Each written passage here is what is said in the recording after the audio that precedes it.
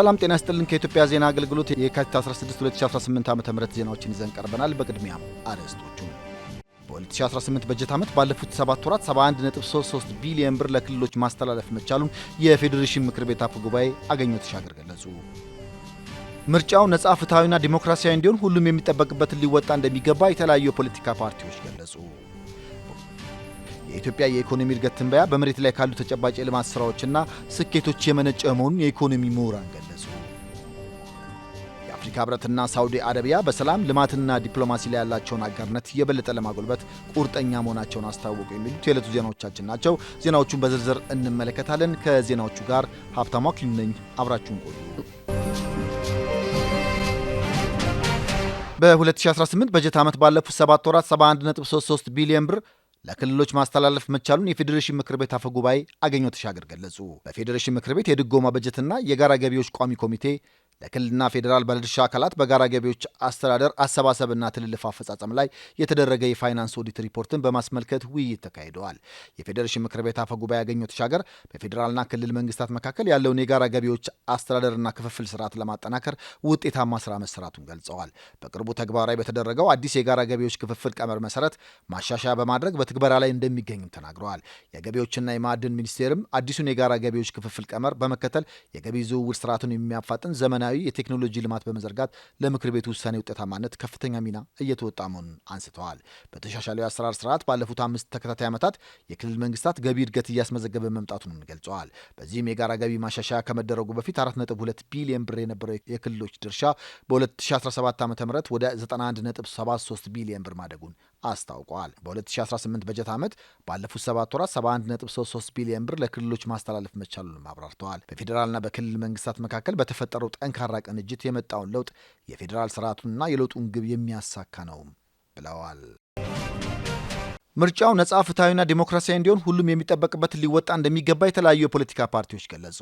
የኢትዮጵያ ዜጎች ለማህበራዊ ፍትህ ኢዜማና የነጻነትና እኩልነት ነፓ ፓርቲዎች በዘንድሮ ምርጫ ንቁ ተሳትፎ ለማድረግ ሰፊ ዝግጅት እያደረጉ መሆኑን ለኢዜአ ገልጸዋል። የኢትዮጵያ ዜጎች ለማህበራዊ ፍትህ ኢዜማ ፓርቲ የስራ አስፈጻሚ አባልና የምርጫ ማናጀር ኢዮብ መሳፍንት እንደተናገሩት ፓርቲው መሰረታዊ የሚባሉ ቅድመ ዝግጅቶችን በማጠናቀቅ ላይ ይገኛል። በአሁኑ ወቅትም እጩዎቹን በቦርዱ የጊዜ ሰሌዳ መሰረት በማስመዝገብ ላይ መሆኑን ጠቅሰዋል። ለምርጫ የውድድር ዘመን የሚያገለግሉ ዝርዝር ማኒፌስቶና የፖሊሲ ሰነዶችም ተዘጋጅተው መጠናቀቃቸውን አስረድተዋል።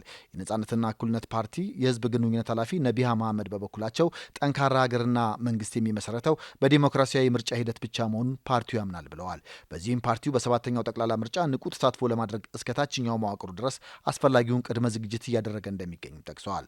ፓርቲው የአገሪቱ ነባራዊ ኢኮኖሚያዊ፣ ማህበራዊና ፖለቲካዊ ሁኔታዎችን ከግንዛቤ ያስገባ ፖሊሲ ማዘጋጀቱንም ጠቅሰዋል። የኢትዮጵያ ብሔራዊ ምርጫ ቦርድ ባወጣው ይፋዊ የጊዜ ሰሌዳ መሰረት ሰባተኛው ጠቅላላ ምርጫ ግንቦት 24 ቀን 2018 ዓ.ም ይካሄዳል። የኢትዮጵያ የኢኮኖሚ እድገት ትንበያ በመሬት ላይ ካሉ ተጨባጭ የልማት ስራዎችና ስኬቶች የመነጨ መሆኑን የኢኮኖሚ ምሁራን ገለጹ። መንግስት የኑሮ ውድነትን ለመቀነስ በወሰዳቸው እርምጃዎች የዋጋ ንረትን ወደ ነጠላ አሃዝ በማውረድ ትልቅ ስኬት መመዝገቡንም አመልክተዋል። በዚህም የዋጋ ንረትን ወደ 9.7 በመቶ ነጠላ አሃዝ በማውረድ ከፍተኛ ስኬት መመዝገቡን ጠቅሰው አሁንም ብዙ መስራት ይጠበቃልን ብለዋል።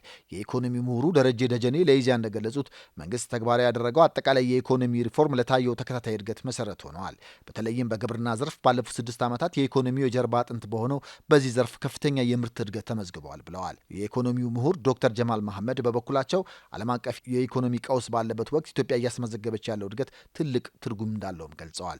ይህ እድገት ለወጣቶች ሰፊ የስራ ዕድል ለመፍጠር፣ አዳዲስ የኢንቨስትመንት መስኮችን ለማስፋፋትና ሌሎች ውጤታማ ተግባራትን ለማከናወን እንደሚያግዝም አስታውቀዋል።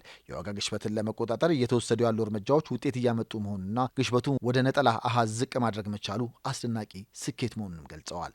መንግስት የኤክስፖርት ገቢን በከፍተኛ ሁኔታ ማሳደግ መቻሉ የሀገሪቱን የዕዳ ጫና ለመቀነስ ትልቅ ሚና እንደተጫወተም ምሁራኑ አስረድተዋል። ይህም በቀጣይ ለሚከናወኑ የልማት ስራዎች ተጨማሪ የፋይናንስ አቅም እንደሚፈጥርም አመልክተዋል። የአፍሪካ ህብረትና ሳውዲ አረቢያ በሰላም ልማትና ዲፕሎማሲ ላይ ያላቸውን አጋርነት የበለጠ ለማጎልበት ቁርጠኛ መሆናቸውን አስታወቁ።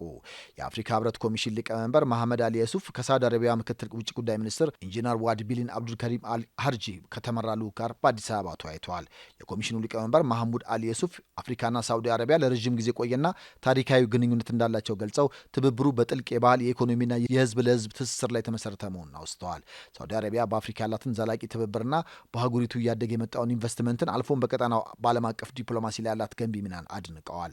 ሳውዲ አረቢያ ከአፍሪካ ህብረት ጋር በመቀናጀት በሊቢያ በሱዳንና ሶማሊያ ሰላምና መረጋጋትን ለማስፈን እየተደረጉ ባሉ ጥረቶች እያሳየች ያለውን የዲፕሎማሲ ድጋፍና ተሳትፎ አዎንታዊ መሆኑን አመልክተዋል። የሳውዲ አረቢያ ምክትል የውጭ ጉዳይ ሚኒስትር ዋሊድ ቢን አብዱልከሪም አልካርጂ በበኩላቸው የአፍሪካ ህብረት በሀገሪቱ በልማት በሰላምና በባለ ብዙ ወገን ትብብር ያለውን የመሪነት ሚና አንስተዋል። ሳውዲ አረቢያ ከአፍሪካ ህብረት ጋር ልማት፣ ሰላም፣ ደህንነትና ባለብዙ ወገን ዲፕሎማሲን ጨምሮ በተለያዩ መስኮች ያላትን አጋርነት ለማጠናከር ቁርጠኛ መሆኗን ገልጸዋል። ሁለት ወገኖች የአፍሪካ ህብረትና ሳውዲ አረቢያ ያላቸውን ግንኙነት በጋራ መከባበር መንፈስ በወዳጅነትና በስትራቴጂካዊ አጋርነት ላይ በመመስረት የበለጠ ለማጠናከር የጋራ ፍላጎት ማሳየታቸውም ተገልጿል። ዜናው አበቃ። ሰላም።